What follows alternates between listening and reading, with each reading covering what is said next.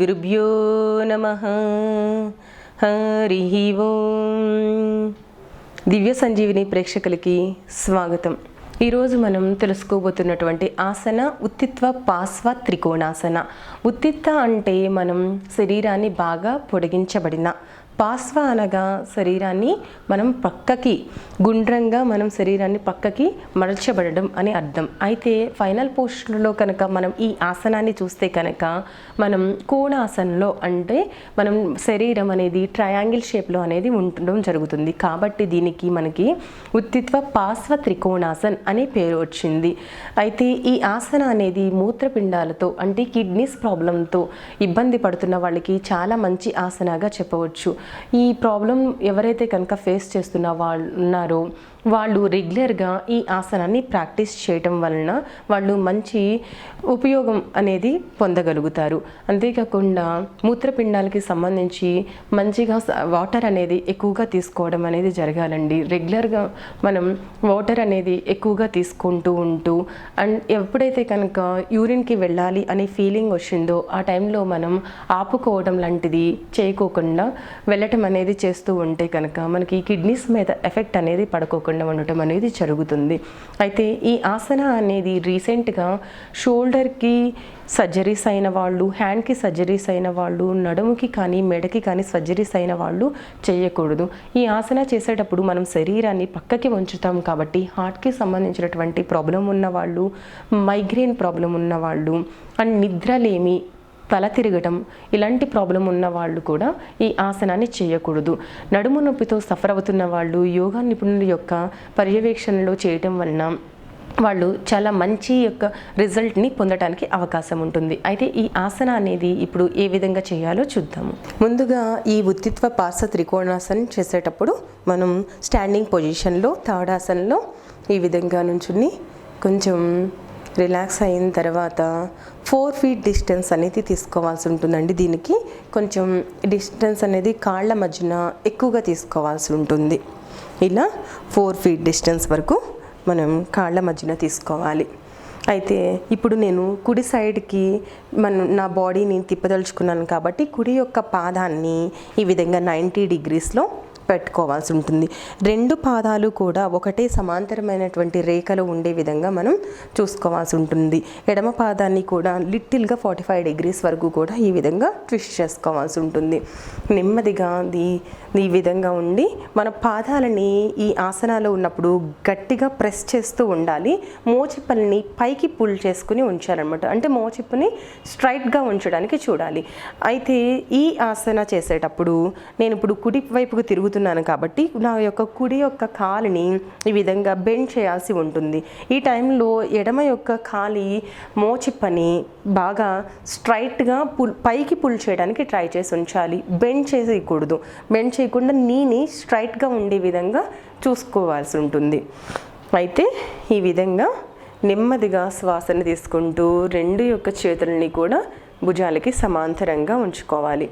ఈ విధంగా నెమ్మదిగా మనం ఇప్పుడు వారియర్ పోజ్ లాగా ఈ విధంగా నా లెగ్ని మోచిప్పల్ని ఈ విధంగా బెండ్ చేయాలి. బెండ్ చేసిన తర్వాత నెమ్మదిగా కాలు వైపుకి కాబట్టి కుడి చేతిని నెమ్మదిగా ఈ విధంగా డ్రాప్ చేస్తూ నేలపైన నా యొక్క అరిచేతిని ప్లేస్ చేయాల్సి ఉంటుంది.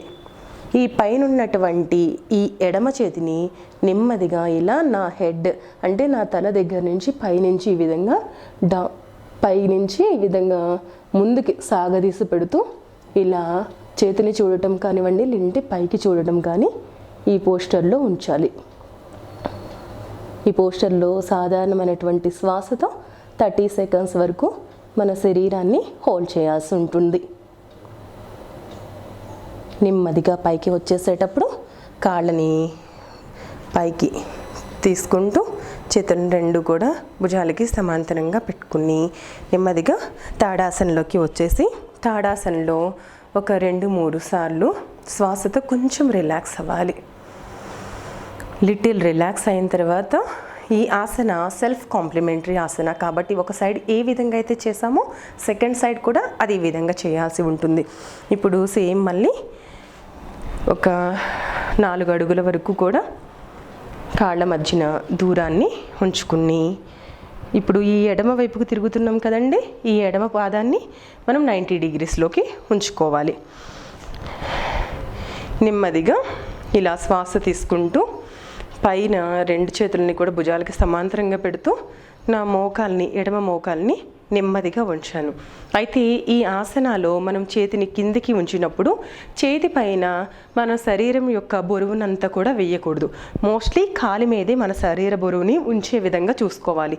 చేతి పైన వేస్తే కనుక మళ్ళీ మనకి చేతుల దగ్గర, మణికట్టు దగ్గర మనకి ఇబ్బంది అనేది వస్తుంది. కాబట్టి మనం మోస్ట్లీ మన శరీరక బరువు అంతా కూడా మనం కాలి మీదే ఉండే విధంగా చూసుకోవాల్సి ఉంటుంది.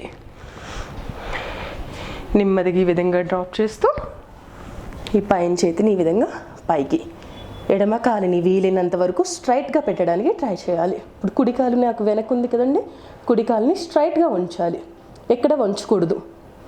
ఈ పొజిషన్లో సాధారణమైనటువంటి శ్వాసతో 30 సెకండ్స్. తర్వాత నెమ్మదిగా ఇలా పైకి వచ్చేసేయాలి. తర్వాత 2 పాదాల మధ్యన డిస్టెన్స్ తీసేసి తాడాసనలో సాధారణమైనటువంటి శ్వాసతో సేద తీరాలి. చూసారు కదా అండి, ఉత్తిత్వ పాస త్రికోణాసన అనేది ఏ విధంగా చేయాలో. అయితే ఈ ఆసనాన్ని తలనొప్పితో ఇబ్బంది పడుతున్న వాళ్ళు, వెర్టిగో ప్రాబ్లం, నిద్రలేమి ఉన్నవాళ్ళు నిపుణుల యొక్క పర్యవేక్షణలో చేయటం వలన ఈ ఆసన యొక్క బెనిఫిట్స్ పొందవచ్చు. అయితే ఈ ఆసనాలో అధిక ప్రయోజనాలు కనుక చూస్తే కనుక ఇది జీర్ణకోశ రుగ్మతలకు చాలా మంచిది. ఈ ఆసనాలో మనకి శ్వాసకోశ రుగ్మతలు కూడా తగ్గటం అండ్ నడుము చుట్టూ ఉన్నటువంటి ఫ్యాట్ తగ్గటం అనేది జరుగుతుంది. ఆసనాలో మనకి కాళ్ళు, ఈ మోకాళ్ళ దగ్గర నుంచి మనకి ఈ తొడ భాగాలు, నడుము, చేతులు, భుజాలు అన్నీ కూడా బాగా మనం దీనిలో సాగతీయడం అనేది జరుగుతుంది. కాబట్టి రక్త ప్రసరణ అనేది బాగా జరగటం, అక్కడ అవయవాలన్నీ కూడా బాగా ఉత్తేజితం జరగడం అనేది జరుగుతుంది. అయితే ఇంత మంచి ఆసనాన్ని మీరు కూడా రెగ్యులర్గా ప్రాక్టీస్ చేస్తూ ఈ ఆసన యొక్క బెనిఫిట్స్ పొందుతారని మనస్ఫూర్తిగా కోరుకుంటూ నమస్తే. ఈ వీడియో మీకు నచ్చినట్లయితే లైక్ మరియు షేర్ చేయండి. మీ అమూల్యమైన అభిప్రాయాన్ని కామెంట్ రూపంలో తెలియచేయండి. ఇలాంటి మరిన్ని వీడియోస్ కోసం మా ఛానల్ను సబ్స్క్రైబ్ చేసి పక్కనే ఉన్న గంట సింబల్ను నొక్కండి.